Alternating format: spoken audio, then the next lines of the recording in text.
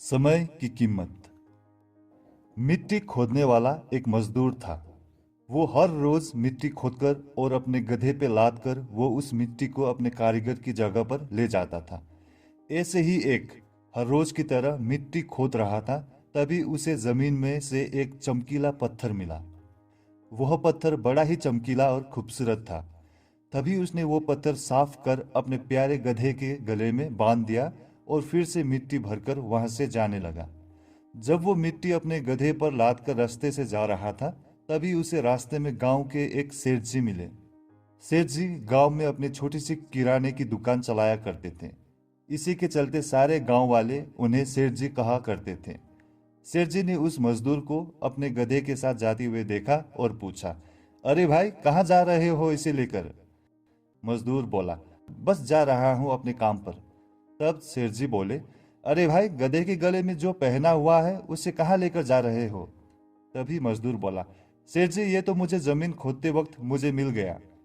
सेठ जी ने कहा, ये चमकीला पत्थर मुझे पसंद आया है, क्या तुम इसे मुझे बेचोगे और कितने में दोगे? मजदूर बोला, सेठ जी, आप मुझे 1 किलो गुड़ दे दो, मैं इसे आपको बेच दूंगा।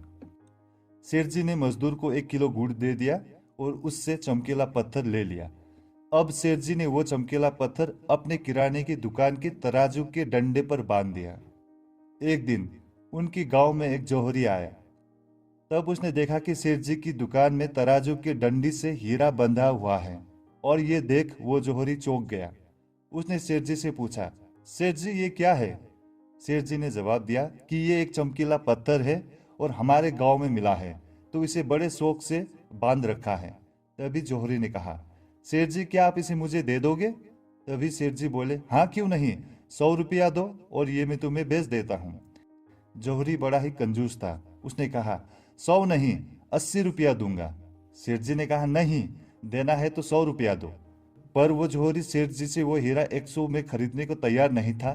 तो उसने सोचा कि कल फिर आऊंगा तो सेठ जी ये हीरा मुझे 80 रुपया में दे ही देंगे। ये सोच वो दुकान से चला जाता है। उसी दिन एक दूसरा जौहरी भी उसी रास्ते से जा रहा था और उसकी गाड़ी वहीं खराब हुई। तो वो अपने गाड़ी के ड्राइवर के गाड़ी ठीक करने का इंतजार करने लगा। बगल में उसी का दुकान था और वो कुछ खाने की चीजें लाने के लिए चला गया।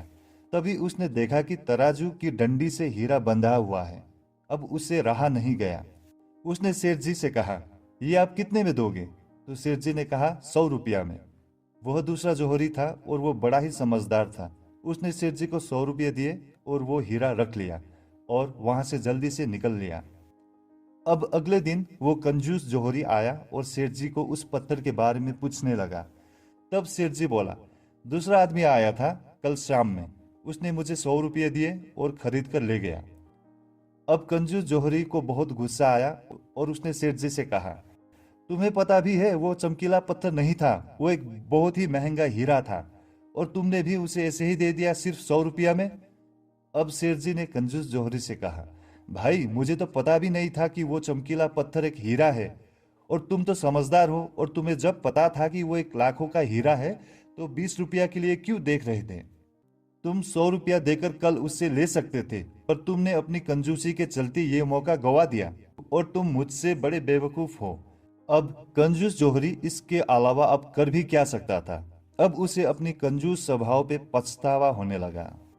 यह कहानी हमें सिखाती है, जीवन में सभी को कभी ना कभी एक बार जरूर कुछ करने का मौका मिलता है, लेकिन हम में से कई लोग कल करेंगे, अगले महीने करेंगे, अगले साल करेंगे, ये सब कह के टाल देते हैं, और जो ये मौका मिलता है इसे हम गवा देते हैं और कुछ नहीं कर पाते हैं।